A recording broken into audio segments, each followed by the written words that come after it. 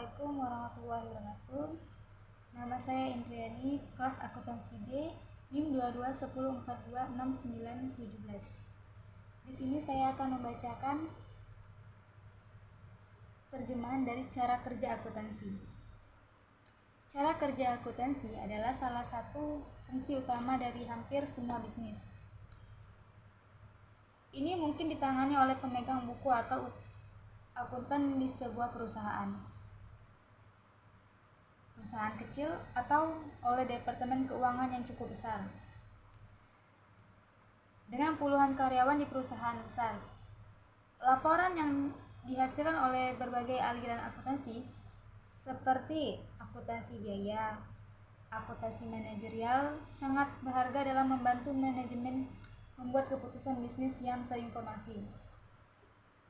Laporan keuangan yang meringkas operasi perusahaan besar, posisi keuangan, dan arus kas selama periode tertentu adalah laporan yang ringkas dan terkonsolidasi berdasarkan ribuan transaksi keuangan individu. Akibatnya, semua sebutan akuntansi profesional adalah puncak dari tahun studi dan pemeriksaan ketat dikombinasikan dengan jumlah tahun minimal pengalaman akuntansi praktis 1.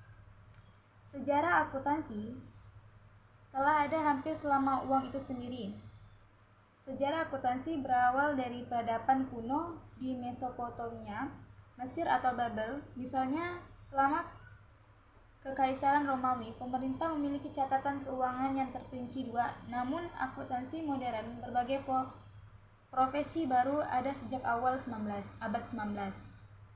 Luca Pacioli dianggap sebagai bapak akuntansi dan pembukuan karena kontribusinya terhadap perkembangan akuntansi sebagai sebuah profesi. Seorang matematikawan Italia dan teman Leonardo da Vinci, Pacioli menerbitkan sebuah buku tentang sistem pembukuan entry ganda pada tahun 1494 dan 93. Pada tahun 1880, profesi akuntansi modern sepenuhnya dibentuk dan diakui oleh Institute of Chartered Accountants di Inggris dan Wales. 4. Lembaga ini menciptakan banyak sistem yang digunakan akuntan saat ini. Pembentukan lembaga terjadi sebagian besar karena revolusi industri. Pedagang tidak hanya perlu melacak catatan mereka tetapi juga berusaha menghindari kebangkrutan. Alliance for Possible Professionalizing (ARPL) dibentuk pada Agustus 2019 sebagai tanggapan atas serangkaian proposal deregulasi negara yang membuat persyaratan untuk menjadi CPA lebih lunak. ARPL adalah koalisi dari berbagai kelompok profesional tingkat lanjut termasuk insinyur, akuntan, dan arsitek. 5. Jenis akuntansi. Akuntan dapat ditugaskan untuk mencatat transaksi tertentu atau bekerja dengan kumpulan informasi tertentu. Untuk alasan ini, ada beberapa kelompok besar yang sebagian besar akuntan dapat dikelompokkan. Akuntansi keuangan mengacu pada proses yang digunakan untuk menghasilkan laporan keuangan interim dan tahunan.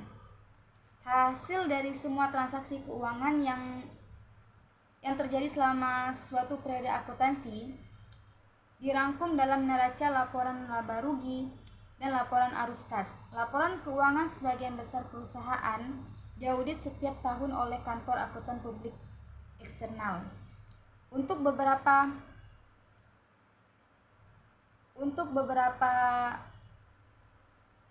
seperti perusahaan publik, audit adalah persyaratan hukum. 6.